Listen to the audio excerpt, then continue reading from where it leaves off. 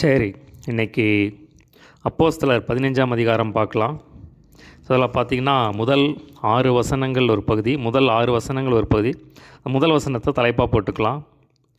சிலர் யூதேயாவிலிருந்து வந்து, நீங்கள் மோசேயினுடைய முறைமையின்படியே விருத்த சேதனம் அடையாவிட்டால் ரட்சிக்கப்பட மாட்டீர்கள் என்று சகோதரருக்கு போதகம் பண்ணார்கள். ஸோ அதான் தலைப்பு. சரிங்களா?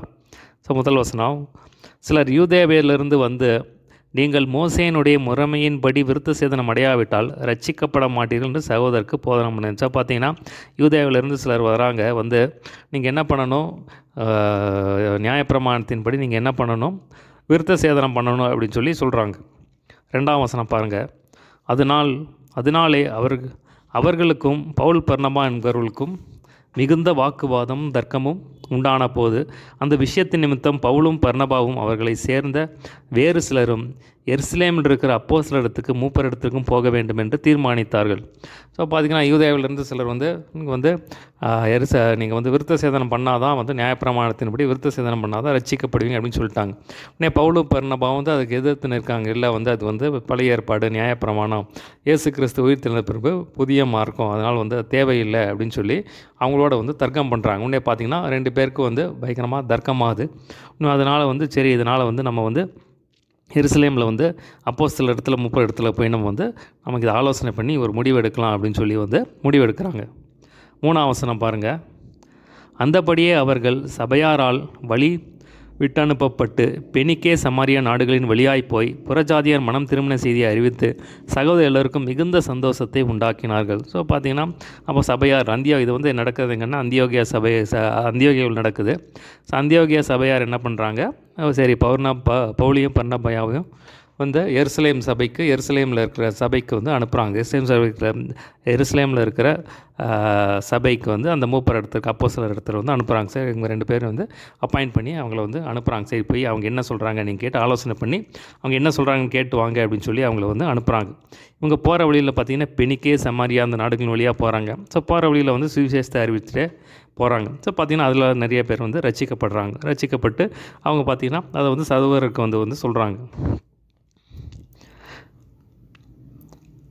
புறஜாதியார் மனம் திருமண செய்தி அறிவித்து சகோதரர் எல்லோருக்கும் மிகுந்த சந்தோஷத்தை உண்டாக்கினார்கள். ஸோ பார்த்திங்கன்னா வந்து இந்த மாதிரி வந்து இப்போ தேவன் எப்படி அவங்கள பயன்படுத்தினார்னு அந்த காரியத்திலலாம் வந்து சொல்கிறாங்க. நான் வேதத்தில் வாசிக்கிறோம், மனம் திரும்புகிற ஒரு பாவியின் நிமித்தம் பரலோகத்தில் மிகுந்த சந்தோஷம் உண்டாயிருக்கு அப்படின்னு சொல்லி பார்க்குறோம். அப்போ பார்த்திங்கன்னா நிறைய புறஜாதிகள் அப்படியே வந்து கூட்டமாக வந்து இயேசு கிறிஸ்து வந்து ரட்சகராக ஏற்றுக்கொள்கிறாங்கன்னா பார்த்திங்கன்னா பயங்கரமான சந்தோஷம். ஸோ எல்லாம் அந்த சகோதரர்கள் இதை கேட்டு சந்தோஷப்படுறாங்க.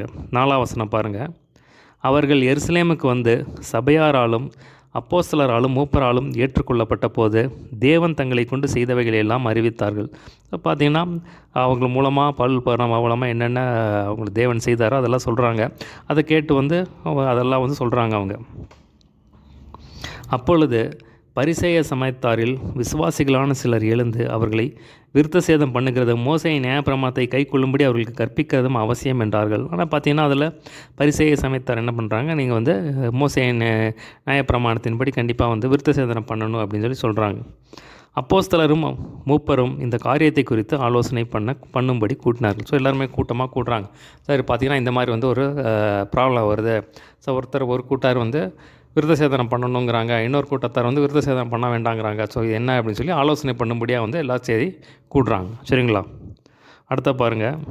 7ஆம் வசனத்திலிருந்து 12ஆம் வசனம் வரைக்கும் அடுத்த பகுதி. 7ஆம் வசனத்திலேருந்து 12ஆம் வசனம் வரைக்கும் ஒரு பகுதி.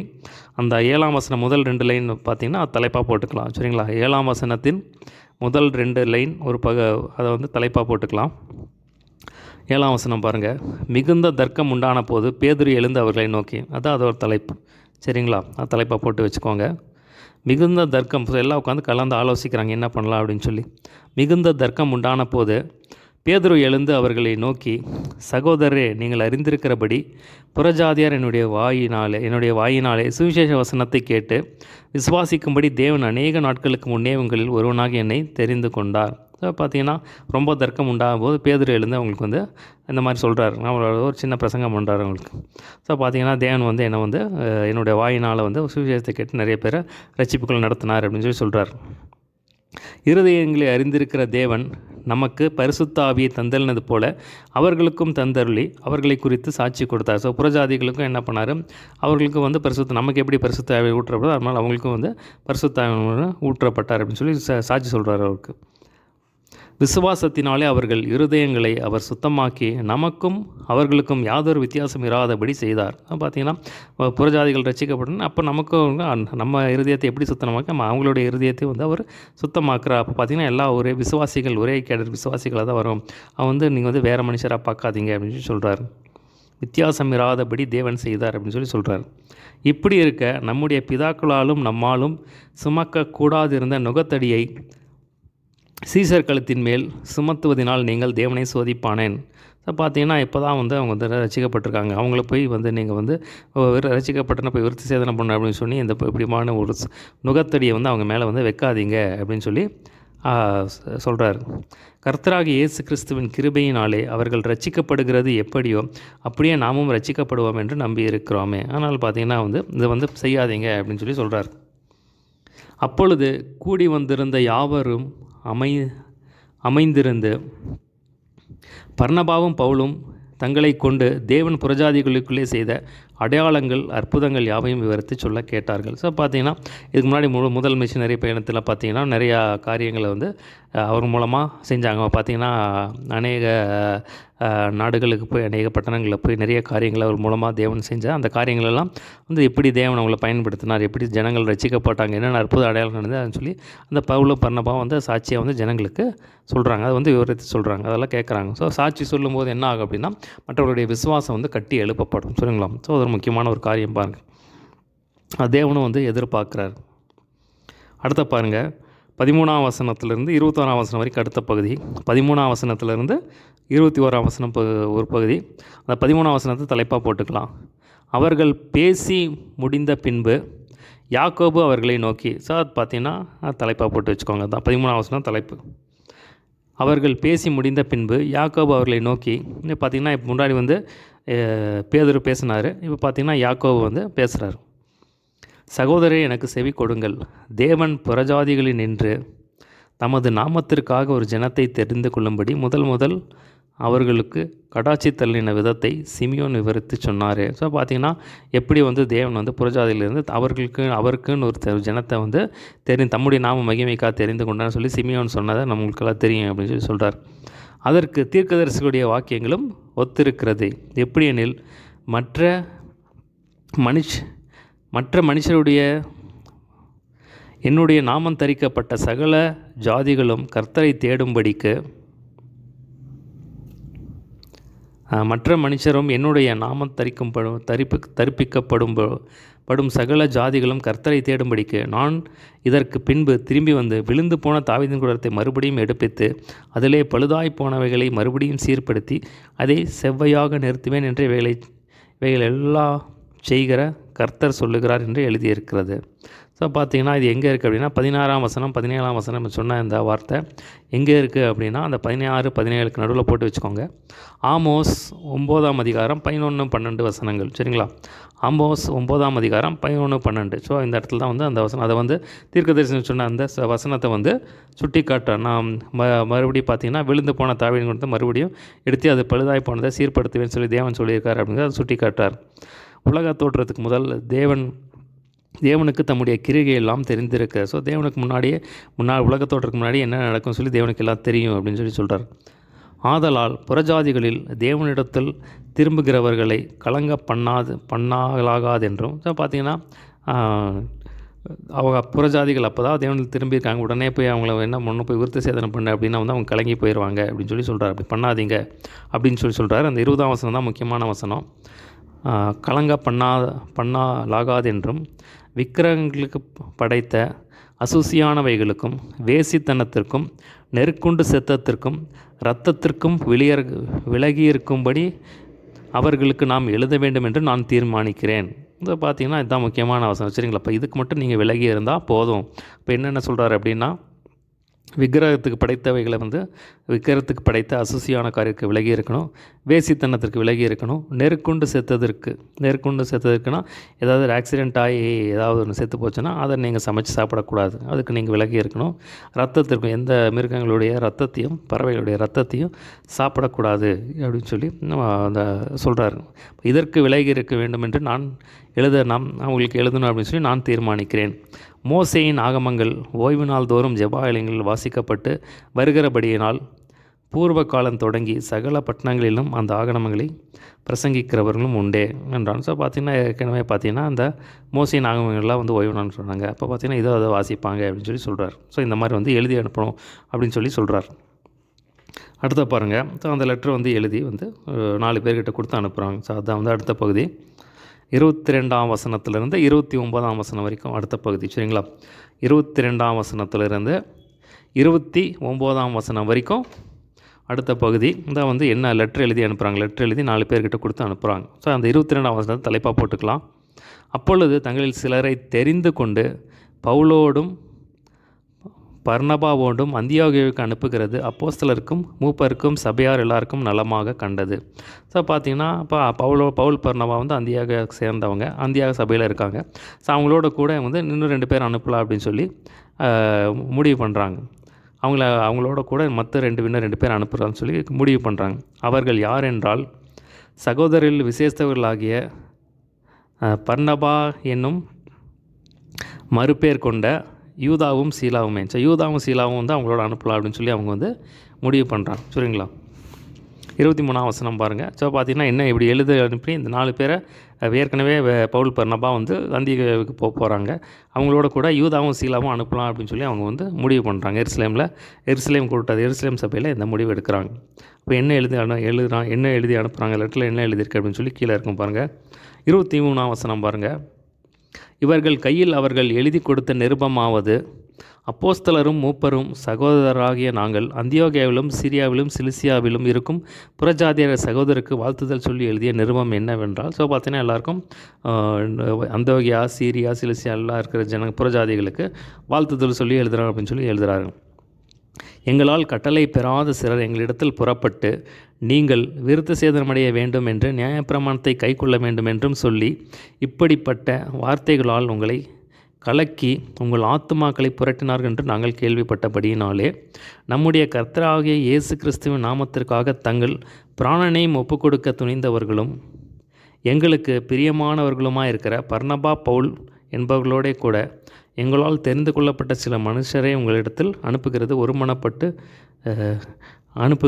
ஒருமனப்பட்டு கூடின எங்களுக்கு நலமாக கண்டது. ஸோ பார்த்திங்கன்னா இந்த மாதிரி வந்து சிலர் வந்து எங்களால் அங்கீகரிக்கப்படாத சிலர் வந்து நியாயப்பிரமாணத்தை சொல்லியிருக்கிறபடி விருத்த சேதனம் பண்ணுன்னு சொல்லி உங்களை கலக்கிட்டாங்க.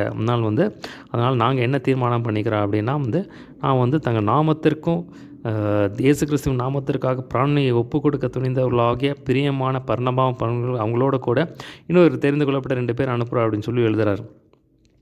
எங்களால் தெரிந்து கொள்ளப்பட்ட சில மனுஷங்களை அனுப்புகிறது ஒருமனப்பட்டு கூடின எங்களுக்கு நலமாக கண்டது. அதனால் வந்து அந்தபடியே யூதாவையும் சீலாவையும் அனுப்புகிறோம். அவர்களும் இவைகளை வாய்மொழியாக உங்களுக்கு அறிவிப்பார்கள். ஸோ பார்த்தீங்கன்னா பவுல் பர்னபாவோட யூதாவையும் சீலாவையும் உங்களுக்கு அனுப்புகிறோம். அந்த லெட்டரோட கூட அவங்க நேரில் வாயில் வந்து உங்கள் தங்கள் வாயின் மூலமாக வந்து என்ன பண்ணணும் அப்படின்னு சொல்லி சொல்லுவாங்க அப்படின்னு சொல்லி சொல்கிறார். எவையெனில் பார்த்திங்கன்னா இந்த 2 வசனம் தான் ரொம்ப முக்கியமான வசனம். பாருங்கள், இந்த அதிகாரத்திலேயே முக்கியமான வசனம் அவங்க எடுத்த முடிவு இதுதான். அந்த 28ஆம் வசனம் 29ஆம் வசனம் தான் இந்த லெட்டரில் எழுதுகிறாங்க. 28ஆம் வசனம் பாருங்கள். எவையெனில் எதுக்கு நீங்கள் விலகி இருக்கணும் அப்படின்னா விக்கிரகங்களை படைத்தவைகளுக்கும் இரத்தத்திற்கும் நெருக்குண்டு சித்தத்திற்கும் வேசித்தனத்திற்கும் நீங்கள் விலகி இருக்க வேண்டும் என்பதே. இந்த 4 காரியத்துக்கு விலகி இருங்க அப்படின்னு சொல்லி சொல்கிறார். என்ன அப்படின்னா விக்கிரகங்களுக்கு படைத்ததை சாப்பிடாதீங்க, ரத்தத்தை சாப்பிடாதீங்க, நெருக்குண்டு செத்தது ஏதாவது ஆக்சிடெண்ட் ஆனது சாப்பிடாதீங்க, இல்லை ஏதாவது ஒரு மிருகம் வந்து இன்னொரு மிருகத்தை அடித்து போட்டிருந்தா அதெல்லாம் ஆக்சிடெண்ட் ஆனது அதெல்லாம் சாப்பிடாதீங்க. அது மாதிரி வேசித்தனத்திற்கு இந்த காரியத்துக்குன்னு வந்து நீங்கள் வந்து விலகி இருங்க. அதனால் வந்து விருத்த சேதனம் அவசியம் இல்லை அப்படின்னு சொல்லி எழுதுகிறாங்க. அவசியமான இவையல்லாமல் பாரமான வேறொன்றையும் உங்கள் மேல் சுமத்தாமல் இருப்பது பரிசுத்த ஆவிக்கும் எங்களுக்கும் நலமாக கண்டது. ஸோ பார்த்தீங்கன்னா இதுக்கு நீங்கள் விலகி இருந்தால் போதும், அதனால் விருத்த சேதனம் அவசியம் இல்லை அப்படின்னு சொல்லி எழுதி அனுப்புகிறாங்க. இவைகளுக்கு விலகி நீங்கள் உங்களை காத்துக்கொள்வது நலமாயிருக்கும், சுகமாயிருப்பீர்களாக என்று எழுதினார்கள். ஸோ இந்த மாதிரி ஒரு லெட்டர் எழுதி இந்த 4 பேர் கையில் கொடுத்து அனுப்புகிறாங்க. அதாவது பவுல், பர்னபா, யூதா, சீலாவும் கொடுத்து அனுப்புகிறாங்க. சரிங்களா? அடுத்த பார்த்தீங்கன்னா 30ஆம் வசனத்திலிருந்து 35ஆம் வசனம் வரைக்கும் ஒரு பகுதி, 30ஆம் வசனத்திலிருந்து 35ஆம் வசனம் வரைக்கும் ஒரு பகுதி. அந்த 30ஆம் வசனத்தை வேணால் தலைப்பாக போட்டுக்கலாம். அவர்கள் அனுப்பிவிடப்பட்டு அந்தியோகியாவுக்கு சபையை கூடிவரச் செய்து நிறுவத்தை ஒப்புவித்தார்கள். ஸோ பார்த்தீங்களா, இந்த 4 பேர் அந்தியோகியாவுக்கு எருசலேம்லேருந்து அந்த அந்தியோகியாவுக்கு அந்த எருசலேம் சபையாரால் அனுப்பிவிடப்படுறாங்க. அவர்கள் அனுப்பிவிடப்பட்டு அந்தியோகியாவுக்கு சபையை கூடிவரச் செய்து நிருபத்தை ஒப்புவித்தார்கள். ஸோ நிருபத்தை அவங்களுக்கு சப்மிட் பண்ணுறாங்க. அதை அவர்கள் வாசித்து அதனால் உண்டாகிய ஆறுதலுக்காக சந்தோஷப்பட்டாங்க. இப்போ அவங்களுக்கு ஒரு தெளிவு வந்தது. ஸோ விருத்த சேதனம் அடையலாமா, பண்ணலாமா, வேண்டாமா அப்படிங்கிற ஒரு குழப்பத்தில் இருந்தது. இப்போ அவங்களுக்கு ஒரு தெளிவு வந்துருச்சு. பார்த்தீங்கன்னா யாரோ கள்ள சகோதரர் இந்த மாதிரி விருத்த சேதனம் பண்ணணும்னு சொல்லிட்டாங்க. அப்போ இப்போ அவங்களுடைய ஹெட் சபையிலிருந்து பார்த்தீங்கன்னா தலைமை சபை இடத்துலேருந்து சரியான ஒரு உபதேசம் அவங்களுக்கு கிடச்சிச்சோ, இப்படி தான் நம்ம நடக்கணும் அப்படிங்கிற ஒரு தெளிவு அவங்களுக்கு வந்துருச்சு. அதை வாசித்து ஸோ விருத்த சேதனம் அவசியம் இல்லை, இதுக்கு மட்டும் நம்ம விலகி இருந்தால் போதும் அப்படின்னு சொல்லி அவங்க ரொம்ப ஆறுதல் அடைந்து சந்தோஷப்பட்டாங்க அப்படின்னு சொல்லி நம்ம இந்த இடத்துல பார்க்குறோம். 32ஆம் வசனம் பாருங்கள். யூதா, சீலா என்பவர்களும் தீர்க்கதரிசிகளாக இருந்தபடியினாலே அநேக வார்த்தையினாலே சகோதரருக்கு புத்தி சொல்லி அவர்களை திடப்படுத்தி சில காலம் அங்கே இருந்து பின்பு சகோதரர்களால் சமாதானத்தோடைய அப்போஸ்தலரிடத்துக்கு அனுப்பி விடப்பட்டார்கள். ஸோ கொஞ்சம் நாட்கள் அங்கே இருக்காங்க. ஏன்னா இவங்க எருசலேம் சபையில் இந்த பவுல், இந்த யூதா, சீலா இவங்க தீர்க்கதரிசிகள் பார்த்திங்கன்னா எருசலேம் சபையில் இருக்காங்க. எருசலேம் சபையிலேருந்து இந்த செய்தியை சொல்கிறதுக்காக அந்தியோக சபைக்கு வந்திருக்காங்க. ஸோ பார்த்திங்கன்னா கொஞ்ச நாள் அங்கே இருக்காங்க. அப்போ இருக்கிற வரைக்கும் அவங்க என்ன பண்ணுறாங்கன்னா, அவங்க இன்னும் அநேக தீர்க்க தரிசன வார்த்தைகளை சொல்லி சகோதரருக்கு புத்தி சொல்லி அவளை திடப்படுத்துகிறாங்க. ஸோ பார்த்திங்கன்னா தீர்க்கதரிசிகளுடைய ஒரு பணி மகத்தான ஒரு பணி. அதில் பார்த்திங்கன்னா அவங்க நல்ல திடன் சொல்லுகிறவர், நல்ல மற்றவங்கள தூக்கி விடுறவங்களாக இருப்பாங்க. நல்ல விசுவாசத்தை அவங்க ரொம்ப நம்ம சோர்ந்து போய் இருக்கும்போது ஒரு தீர்க்க தரிசன வார்த்தை, ஒரு ரேமா வார்த்தை வந்துச்சுன்னா நம்ம அப்படியே தூக்கி எடுத்துரும் பாருங்கள். ஸோ நம்ம அவ்வளோதான், முடிஞ்சு போச்சு, எல்லாமே ஒன்றுமே நடக்காது அப்படிங்கும்போது தேவன் கொடுக்குற ஒரு ரேமா வார்த்தை இல்லை ஒரு தீர்க்க தரிசனம் மூலமாக ஒரு தீர்க்க தரிசன வார்த்தை வந்துச்சுன்னா நம்ம அப்படியே தூக்கி எடுத்துரும் பாருங்கள். சரிங்களா? அப்போ தீர்க்கதரிசிகள் ஒரு பெரிய ஆசீர்வாதம், சபைக்கு தீர்க்கதரிசிகள் ஒரு பெரிய ஆசீர்வாதம், ஊழியக்காரர்களே சபைகளுக்கு ஒரு பெரிய ஆசீர்வாதம், அதாவது விசுவாசிகள் ஒரு பெரிய ஆசீர்வாதம். பாருங்கள், பார்த்தீங்கன்னா அவர்கள் திடப்படுத்துகிறாங்க. ஸோ ஒரு தீர்க்க தரிசனம் வார்த்தை வச்சுன்னா நமக்கு விசுவாசம் பெருகும் பாருங்கள், நமக்கு ஆறுதல் பெருகும், நம்ம அப்படியே கட்டி எழுப்பிடுறோம் பாருங்கள். திடப்படுத்துகிறாங்க பாருங்கள். அவங்களை திடப்படுத்தி புத்தி சொல்லி திடப்படுத்தி சில காலம் அங்கேயே இருந்து பின்பு சகோதரர்கள் சமாதானத்தோடு அப்போஸ்தலர் இடத்திற்கு அனுப்பிவிடப்பட்டார்கள். ஸோ பார்த்திங்கன்னா மறுபடியும் அவங்கள அனுப்பிடுறாங்க. ஸோ அங்கே யூதா மட்டும் போயிடுறாரு, சீலா அங்கேயே இருந்துடுறார். 34ஆம் வசனம் பாருங்கள். ஆகிலும் சீலாவுக்கு அங்கேயே தரித்திருக்கிறது நலமாய் கண்டது. ஸோ பார்த்திங்கன்னா தேவ சித்தத்தின்படி அங்கே இருக்கார். ஏன்னா இதுக்கு பின்னாடி சீலா பவுலோட இணைவார். சரிங்களா? அப்போ அது தேவ சித்தம். சரிங்களா? அதனால் அவர் தேவனுடைய ஏவுதலின்படி அங்கேயே இருக்கிறார். அவர் போல அந்தியோகியாவிலே இருக்கிறாரு. யூதா மட்டும் எருசலேமுக்கு போயிடுறார். பவுலும் பர்னபாவும் அந்தியோகியாவிலே சஞ்சரித்து வேறு அநேகரோடே கூட கர்த்தருடைய வசனத்தை உபதேசித்து பிரசங்கித்து கொண்டு இருந்தார்கள். ஸோ பார்த்திங்கன்னா அவங்க இன்னும் அநேகரோட கர்த்தருடைய வசனத்தை உபதேசித்து பிரசங்கித்து கொண்டிருக்கிறத நம்ம இந்த இடத்துல பார்க்கணும். நல்லா அந்தியோக சபையில் பயங்கரமாக 2 பேர் ஊழியம் செஞ்சிட்ருக்காங்க.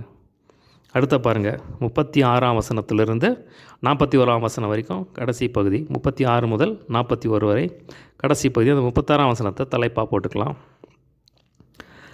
சில நாளைக்கு பின்பு பவுல் பர்னபாவை நோக்கி, நாம் கர்த்தருடைய வசனத்தை அறிவித்திருக்கிற சகல பட்டணங்களிலும் உள்ள சகோதரர்கள் எப்படி இருக்கிறார்கள் என்று போய் பார்ப்போம் வாரும் என்றான். ஸோ பார்த்திங்கன்னா அந்த இடத்துல இதான் தலைப்பு, 36ஆம் வசனம் தான் தலைப்பு. ஸோ பார்த்திங்கன்னா பவுல் கூப்பிட்டார் பர்னபாவை நோக்கி, நம்ம முதல் மிஷனரி பயணத்தில் நம்ம எல்லாம் நிறைய நாடுகளுக்கு பட்டணங்களுக்கெல்லாம் போய் சுவிசேஷத்தை அறிவித்து அங்கே சபைகளெல்லாம் திடப்படுத்திட்டு வந்தோம், சபைகளெல்லாம் ஸ்தாபிச்சுட்டு வந்தோம். பார்த்திங்கன்னா அப்போ அந்த ஜனங்களெல்லாம் எப்படி இருக்காங்க, அந்த விசுவாசிகளெல்லாம் எப்படி இருக்காங்க, பார்க்கலாம் வாங்க அப்படின்னு சொல்லி கூப்பிடுறார். அப்பொழுது பர்னபா என்பவன் மார்க்கு என்னும் பேர் கொண்ட யோவானை கூட அழைத்து கொண்டு போக வேண்டும் என்றான். ஸோ பார்த்தீங்கன்னா பர்னபா வந்து நான் வரேன், பட் ஆனால் வந்து மார்க்கை கூட்டிகிட்டு தான் யோவான் மார்க். ஸோ பார்த்தீங்கன்னா என்ன, யோவான் மார்க்கை கூட்டி கொண்டு போகணும் அப்படின்னு சொல்லி சொல்கிறார். பவுலோ அவன் பம்பிலியா நாட்டிலே நம்மை விட்டு பிரிந்து நம்மோடே கூட ஊழியத்துக்கு வராதனாலே அவனை அழைத்து கொண்டு போகக்கூடாது என்றான். ஸோ பார்த்திங்கன்னா அவர் வந்து முதல் மிஷினரி பயணத்தில் அந்த பம்பிலியா நாட்டில் வந்து அவர் நடுவிலேயே வந்து பிரிஞ்சு போயிட்டார். அதனால் வந்து அவர் வந்து கூப்பிட்டு போகக்கூடாது அப்படின்னு சொல்லி சொல்கிறார். ஸோ பார்த்திங்கன்னா ஆக்சுவலாக வந்து இந்த மார்க் யோவானு இந்த பர்னபா அவங்க வந்து சொந்தக்காரங்க, சரிங்களா, வந்து சொந்தக்காரங்க. இங்கே பார்த்திங்கன்னா அவர் கூப்பிட்டு போகணும் அப்படிங்கிறாரு. அவர் வந்து எப்படியா அவர் வச்சு ட்ரெயின் பண்ணணும்னு நினைக்கிறாரு. ஆனால் வந்து இவர் வந்து அவர் வந்தால் கஷ்டம், அவர் வந்து நடுவில் பிரிஞ்சு போனதால கூடாது அப்படிங்கிறார். நான் வந்து ஆனால் பவுல் சொல்கிறாரு அவர் வந்து அழைத்து கொண்டு போகக்கூடாதுங்கிறாரு. ஆனால் பர்னபா வந்து இல்லை, அவரை அழைத்து கொண்டு போகணும் அப்படின்னு சொல்லி 2 பேருக்கு வந்து வாக்குவாதம் வருது. இதை பற்றி அவர்களுக்குள்ளே கடுங்கோபம் உண்டபடினாலே அவர்கள் ஒருவரை விட்டு ஒருவர் பிரிந்தார்கள். பர்னபா மார்க்குவை கூட்டிக் கொண்டு கப்பல் ஏறி சீப்ரு தீவுக்கு போனான். ஸோ பார்த்திங்கன்னா இது அவருடைய இது வந்து பர்னபா என்ன பண்ணுறார், மார்க்குவை கூட்டி சீப்ரு தீவுக்கு போயிடுறார். 40ஆம் வசனம் பாருங்கள், முக்கியமான வசனம். பவுலோ சீலாவை தெரிந்து கொண்டு சகோதரர்களை தேவனுடைய கிருபைக்கு ஒப்புவிக்கப்பட்டு புறப்பட்டு சீரியாவிலும் சிசிலியாவிலும் திருந்து சபைகளை திடப்படுத்தினான். சரிங்களா, அந்த இடத்துல பார்த்திங்கன்னா பவுல் வந்து சீலாவை தெரிந்து கொண்டு மறுபடியும் தேவனுடைய கிருபைக்கு ஒப்புவிக்கப்பட்டு. ஸோ இந்த இடத்துல அடிக்கடி நம்ம அந்த வார்த்தையை பார்க்க முடியும். பவுலோ சீலாவை தெரிந்து சகோதரர்களை தேவனுடைய கிருபைக்கு ஒப்புவிக்கப்பட்டு. ஸோ பார்த்திங்கன்னா தேவனுடைய கிருபைக்கு ஒப்புவிக்கப்பட்டு இன்னொரு வகையில் நம்ம சொல்ல போனோம் அப்படின்னா தேவனுடைய சித்தத்தின்படியா அப்படின்னு சொல்லலாம், ஆவியானவருடைய நடத்தத்தின்படியா. ஸோ பார்த்திங்கன்னா இதை நம்ம அப்படி தான் எடுத்துக்கலாம். சரிங்களா, இது வந்து பார்த்திங்கன்னா தேவனுடைய சித்தம். சரிங்களா, சில வேலைகளில் இப்படிப்பட்ட காரியங்கள் நடக்குது. ஸோ பார்த்திங்கன்னா ஆனால் சாத்தான் கொண்டு வர காரியங்களும் இருக்குது. சாத்தான் கொண்டு வருகிற பிரிவினைகளும் இருக்கும். சில வேலைகளில் வந்து ஆவியானவர் இப்படிப்பட்ட காரியங்களை செய்வார். ஸோ சிலரோட வந்து இணைப்பார், சிலரோட பிரித்து வேறு சிலரோட இணைப்பார். சரிங்களா, அது சாத்தான் செய்கிற காரியம் உண்டு, தேவன் செய்கிற பரிசுத்த ஆவியானவர் செய்கிற காரியம் உண்டு. ஸோ இது வந்து பார்த்திங்கன்னா பரிசுத்த ஆவியானவரால் திட்டம் பண்ணப்பட்ட. சரிங்களா, இப்போ பவுல் வந்து சீலாவோட இணையணும் அப்படிங்கிறது தேவ திட்டம், தேவ சித்தம். ஸோ அதைப்படியாக வந்து இந்த இடத்துல இணைகிறத நம்ம இந்த இடத்துல பார்க்குறோம். பவுலோ சீலாவை தெரிந்து கொண்டு சகோதரராலே தேவனுடைய கிருபைக்கு ஒப்புவிக்கப்பட்டு அப்படின்னு நம்ம இந்த ரொம்ப முக்கியமான வசனம் பாருங்கள். தேவனுடைய கிருபைக்கு ஒப்புவிக்கப்பட்டு அப்படின்னா தேவனுடைய சித்தத்தின்படியாக அவர் செய்கிறார் அப்படின்னு சொல்லி அர்த்தம். சரிங்களா, தேவனுடைய கிருபைக்கு ஒப்புவிக்கப்பட்டு புறப்பட்டு சீரியாவிலும் சிசிலியாவிலும் திருந்து சபைகளை திடப்படுத்தினான். ஸோ பார்த்தீங்கன்னா மறுபடியும் அந்த இடத்துக்கு போய் வருவாங்க, இவரோட கூட போய் திடப்படுத்துகிறத நம்ம இந்த இடத்துல பார்க்குறோம். சரிங்களா, ஸோ 15ஆம் அதிகாரத்தில் நம்ம என்ன பார்த்தோம் அப்படின்னா வந்து சிலர் வந்து யூதாவிலிருந்து சிலர் வந்து விருத்த சேதனம் பண்ணணும் அப்படின்னு சொல்லி சொல்கிறாங்க. இன்னும் பவுல் பர்னபா வந்து எதிர்க்கிறாங்க. அதனால் வந்து அவங்க திட்டம் பண்ணுறாங்க, சரி நம்ம வந்து எருசலேம் சபைக்கு போய், இப்போ இது வந்து அந்தியாகால் நடக்குது. ஸோ அந்தியாகால் நடக்கிறதுனால இவங்க வந்து என்ன பண்ணுறாங்க, சரி எருசலேம் சபையில் போய் அவங்ககிட்ட ஆலோசனை கேட்டு வரலாம் அப்படின்னு சொல்லி அந்த அந்தியோகியா சபையார் வந்து இவங்களை பவுலையும் பர்னபாவையும் அனுப்புகிறாங்க. ஸோ பார்த்திங்கன்னா அந்த இடத்துல வந்து இப்போ எருசலேமுக்கு வர்றாங்க. எருசலேமுக்கு வந்து அவங்க வந்து ஆலோசனை பண்ணுறாங்க. சரி என்ன பண்ணுறாங்க, அப்போ வந்து பேதுரு வந்து தன்னுடைய வாக்கியத்தை சொல்கிறார், இது வந்து அவசியம், விருத்த சேதம் அவசியம் இல்லை அப்படின்னு சொல்லி சொல்கிறாரு. அதுக்கப்புறம் பார்த்திங்கன்னா பவுலு பர்னபாவும் தேவன் அந்த முதல் மிஷினரி பயணத்தில் எப்படி அவர்களை பயன்படுத்தினார் அப்படின்னு சொல்லி அப்படி அந்த காரியங்களை சாட்சியாக வந்து சொல்கிறாங்க.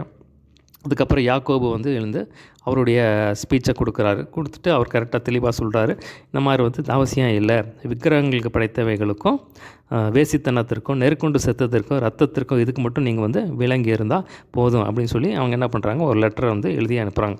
லெட்டர் எழுதி அவங்க என்ன பண்ணுறாங்க, அந்தியோகியா எருசலேமிலேருந்து லெட்டர் எழுதி அது வந்து அந்தியோகியா சபைக்கு வந்து எழுதி அனுப்புகிறாங்க. சரிங்களா, ஸோ அதில் பார்த்தீங்கன்னா அனுப்பும்போது பவுல் பர்னபாவை அனுப்பும்போது யூதாவும் சீலாவும் சேர்த்து அனுப்புகிறாங்க. ஸோ அவங்க வந்து எருசலேம் சபையில் இருக்காங்க. எருசலேம் சபையிலேருந்து பவுலையும் யூதாவையும் சீலாவையும் சேர்த்து அனுப்புகிறாங்க. இப்போ 4 பேர் வராங்க. சரிங்களா, இப்போ பார்த்தீங்கன்னா பவுல் பர்னபா யூதா சீலா இந்த 4 பேர்கிட்டையும் ஒரு லெட்டர் கொடுத்து அனுப்புகிறாங்க. ஸோ அந்த லெட்டரில் வந்து விக்கிரகங்களை படைத்தவர்களுக்கும் ரத்தத்திற்கும் நெருக்கொண்டு சேர்த்தத்திற்கும் வேசித்தனத்திற்கும் மட்டும் நீங்கள் விலகி இருந்தால் போதும், விருத்த சேதனம் அவசியம் இல்லை, அது பார்த்திங்கன்னா அது ஒரு கள்ள உபதேசம், அதனால் தேவையில்லை, இது வந்து நீங்கள் புதிய ஏற்பாட்டில் இருக்கீங்க, புதிய மார்க்கத்தில் இருக்கீங்க, இயேசு கிறிஸ்துவினால் மீட்கப்பட்டவர்கள், அதனால் அது தேவையில்லை அப்படின்னு சொல்லி வந்து நீங்கள் வந்து எழுதி அனுப்புகிறாங்க. அதுக்கப்புறம் பார்த்திங்கன்னா அவங்க வந்து அந்த லெட்டரை கொண்டு வந்து அந்தியோகியாவுக்கு வர்றாங்க. இந்தியாவுக்கு வந்து வாசித்து அவங்க வந்து எல்லாம் ஆறுதல் அடைகிறாங்க. யூதாவும் சீலாவும் வந்து தீர்க்கதரிசிகளாக இருந்ததுனால வந்து சபையில் இன்னும் கொஞ்ச நாள் தங்கி திடப்படுத்துகிறாங்க. அப்புறம் பார்த்திங்கன்னா மறுபடியும் வந்து யூதா மட்டும் போயிடுறாரு. இப்போ சீலா அங்கேயே தங்குறாரு. இன்னும் கொஞ்ச நாள் கழித்து பார்த்தோன்னா பவுல் வந்து பர்னபாவை கூப்பிடுறாரு. இந்த மாதிரி வந்து முதல் மிஷினரி பைக்கம் போகும்போது அங்கே இருக்கிற அந்த விசுவாசிகளெல்லாம் எப்படி இருக்காங்க, அந்த சபைகளெல்லாம் எப்படி இருக்குது, நம்ம அந்த ஜனங்களை போய் பார்த்துட்டு வரலாம் அப்படின்னு சொல்லி கூப்பிட்றாரு. இன்னும் பார்த்தீங்கன்னா சரி நான் வர்றேன், பட் ஆனால் வந்து மார்க் யோவானை கூப்பிட்டு போகணும் அப்படிங்கிறாரு. இவர் வந்து அவர் கூப்பிட்டு வரக்கூடாது, அவன் தான் பிரச்சனை அப்படிங்கிறாரு. 2 பேருக்கு வந்து வாக்குவாதம் வருது. இன்னும் பார்த்தீங்கன்னா அவங்க வந்து பிரிகிறாங்க. சரிங்களா? இது தேவனால் ஏற்படுத்தப்பட்டது, தேவனுடைய சித்தத்தின்படியாக நடக்குது. சரிங்களா? பார்த்தீங்கன்னா பர்னபா என்ன பண்ணுறாரு, மார்க் யோவானை கூட்டிகிட்டு சீப்ரு தீவுக்கு போயிடுறாரு. பவுலோ சீலாவை தெரிந்து கொண்டு தேவனுடைய கிருபைக்கு ஒப்புவிக்கப்பட்டு சீரியா சிலியா சபை போய் அந்த இடத்துலலாம் போய் பகுதியில் போய் சபைகளை வந்து திடப்படுத்துகிறாங்க. ஸோ அதான் நம்ம இந்த 15ஆம் அதிகாரத்தில் பார்க்குறோம். சரிங்களா? சரி, ஒரு சின்ன ஜெபம் பண்ணி முடிச்சிடலாம். ஏசப்பா, நீர் பேசின வார்த்தைகளுக்காய் நன்றி. ஏசப்பா, எங்களுக்கு தெளிவான நீங்கள் வசனத்தில் சொல்லியிருக்கீங்க, ஆரோக்கியமான உபதேசங்களை வந்து பேசும்படியாக சொல்லியிருக்கீங்க. ஆண்டவரே, தெளிவான உபதேசங்களை கர்த்தர் எங்களுக்கு கற்றுத்தர வேண்டும்படியாக ஜெபிக்கிறேன். வஞ்சிக்கிற ஆவிகளுக்கும் பிசாசின் உபதேசங்கள் கர்த்தர் விலைக்கு ரசித்து காத்தரல வேண்டும்படியாக ஜெபிக்கிறேன். ஆண்டவரே, ஆவியானவர் நீர் ஒவ்வொரு இடத்துலையும் நீர் அவர்களை நடத்தினது போல் ஆவியானவர் நீர் எங்களை நடத்த வேண்டும்படியாக ஜெபிக்கிறேன்.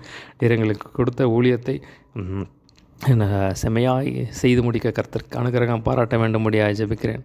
துதிகன மகிமையாக உமக்கே செலுத்துகிறோம். இயேசு நாமத்தில் எல்லாவற்றும் கேட்கிறோம் ஜீவன் நல்ல பிதாவே, ஆமென்.